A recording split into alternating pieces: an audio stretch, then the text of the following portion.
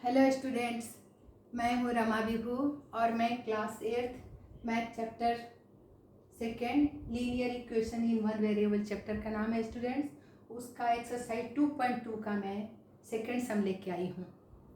तो इसके पहले हम लोग पहला सम बना चुके इस एक्सरसाइज का स्टूडेंट्स, एक्सरसाइज 2.2 का।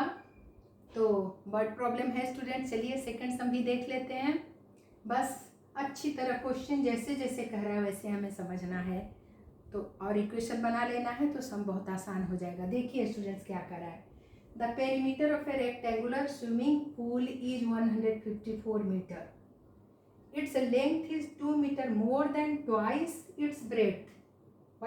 what are the length and breadth of the pool. देखिए स्टूडेंट्स, पहले जिससे कंपेयर करें उसे हमें एक्स मानना है। क्या कर रहा है, पेरीमीटर रेक्टेंगुलर स्विमिंग पूल का दे रखा है 154 मीटर। ये समझिए रियल RHS का वैल्यू दे रखा है, समझ लीजिए। इट्स अब मानने वाला एक पेरीमीटर जो है ये रियल का पेरीमीटर का वैल्यू दे रखा है और एक मान के हम पेरीमीटर निकालेंगे तो उसके लिए देख रखा क्वेश्चन में दिया रहता है length is 2 metre more than twice its breadth. Breadth को तो बता ही नहीं मगर ब्रेथ से कंपेयर कर रहा है, जिससे कंपेयर करे उसे एक्स मानना है। बोल रहा है लेंथ 2 मीटर मोर देन भी है, मैंने प्लस भी है 2 मीटर एंड ट्वाइस भी है इट्स ब्रेथ। ब्रेथ से ट्वाइस मैंने 2 गुना है और प्लस उसमें 2 और ज़्यादा भी है लेंथ उसकी। तो what are the length and breadth of the pool. चलिए स्टूडेंट्स, हम देख जैसा बोला वैसा बोले। कंपेयर किया 2 metre more than twice its breadth, यानी ब्रेथ क्या है, ब्रेथ तो बताया नहीं है। The perimeter of swimming pool आपका दे रखा है वो लिख लेते हैं 154 मीटर। ये है गिवन, ये रियल वाला इसका वैल्यू दे रखा है, ठीक है। ब्रेथ ऑफ स्विमिंग पूल को हमें मानना है, कंपेयर कर रहा है। Its length is 2 metre more than twice it breadth. Length तो बता रहा है कि ब्रेथ से दुगना है और प्लस 2 ज़्यादा भी है, मगर ब्रेथ से तो ब्रेथ क्या है, ब्रेथ नहीं बताया। तो let the breadth of rectangular pool को ब्रेथ को बी भी मान सकते हो, एक्स भी मान सकते हो। चलो हम अब बी मान लेते हैं, अल्फाबेट बी, ब्रेथ बी से लिखते हैं ना, इसलिए बी ही मान लेते हैं। चलो एक्स इस बार नहीं मानते। तो लेंथ ऑफ रेक्टेंगुलर पूल क्या हो जाएगा स्टूडेंट्स। अब बी माने हैं तो बी से बी ही लेना है आपको कोफिशिएंट, यानी बी ही इसका फैक्टर यानी कोफिशिएंट जिसे बोल सकते हो, या आप क्या बोलते हैं, एक्सप्रेशन हम बनाते थे तो क्या उसके जो यहाँ पर हमने इसको बी ले लिया, समझिए, ठीक है। वेरिएबल जिसे वेरिएबल बोलते हैं, वेरिएबल हमने यहाँ पर बी ले लिया, एक्स की जगह बी ले लिया वेरिएबल, ठीक है स्टूडेंट्स।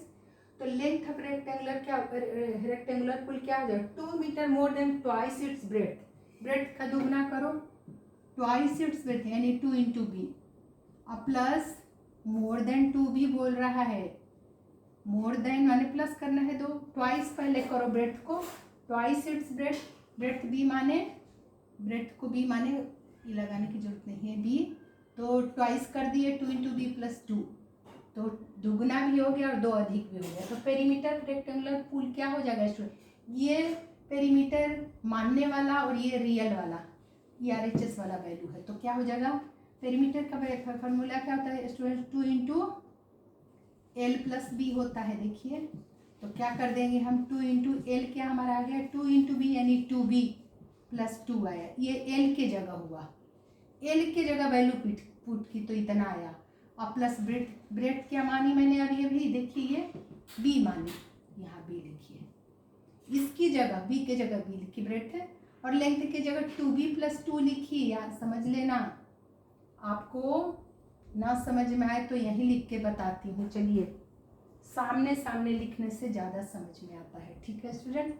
2 इंटू एल क्या आया 2b प्लस 2, इसकी जगह लिख रही हूँ 2b प्लस 2, और प्लस ब्रेथ को b मानी थी तो b ही लिखी।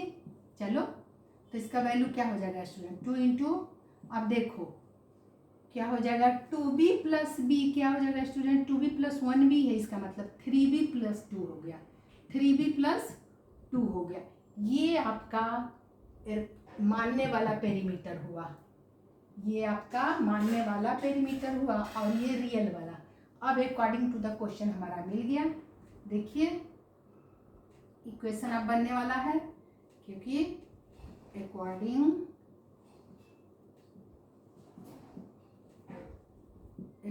टू द क्वेश्चन जैसा कह रहा है वैसा आप करिए।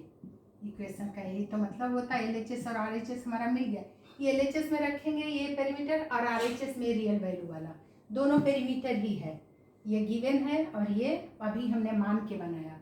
तो 2 इंटू 3b प्लस 2 आया हमारा, 2b प्लस 1b मिलके क्या हो गया student, 2b plus 1b 3b हो गया, 3b प्लस 2। अब ये हो गया हमारा पूरा पेरीमीटर, और इसका वैल्यू दे रखा है 154। तो चलिए अब मल्टीप्लाई कर लेते हैं। 3b बाहर में 2 है यानी दोनों से मल्टीप्लाई होगा, 3b इंटू 2, 3 2 जा 6b प्लस 2 2 जा 4 इज इक्वल टू 154 आ गया। और अब देखिए 6b का वैल्यू हम पहले निकाल लेते हैं। इक्वल लिखते ही मैं RHS पे पहुंच गई, और RHS के में प्लस 6b के साथ +4 इधर आके -4 में बदल गया, ताकि हमें b का वैल्यू मिले। सो 6b का वैल्यू हमारा क्या आ गया स्टूडेंट्स, माइनस करोगे तो 150 हो जाएगा, 154 में 4 माइनस करोगे तो 150 हो जाएगा। सो b का वैल्यू हमारा क्या आ गया, b का वैल्यू आ जाएगा 150। यहाँ 6b का मतलब 6 मल्टीप्लाई था b से, तो 6 अब यहाँ डिवाइड हो जाएगा, 150 को डिवाइड करेगा 6, अब 2 से डिवाइड कर दीजिए स्टूडेंट। देखिए 3 2 जा 6 और ये 7 2 जा 14 और ये 2 7 जा 14 और 1 0 10 बचा, 2 5 जा 10। देखिए फिर कटेगा, 3 1 जा 3, 25 3 जा 75 होता है, 25 3 जा 75, यानी हमारा b का वैल्यू आ गया 25।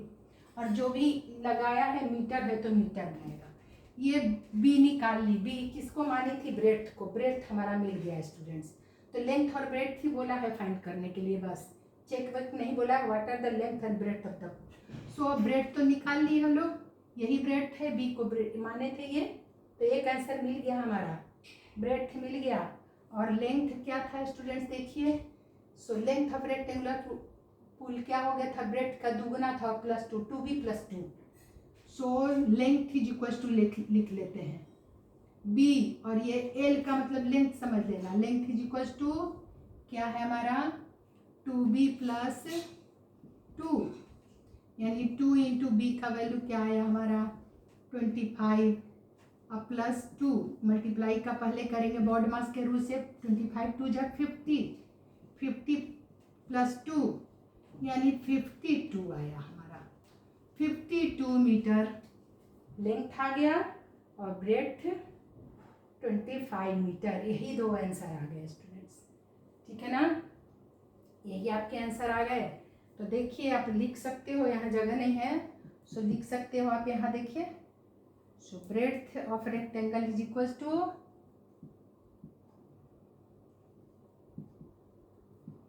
Rectangular pool is equal to क्या आ गया हमारा 25 मीटर, एक आंसर आ गया।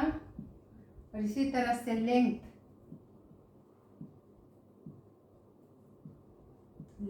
Of rectangular pool is equal to क्या आ गया स्टूडेंट, देखिए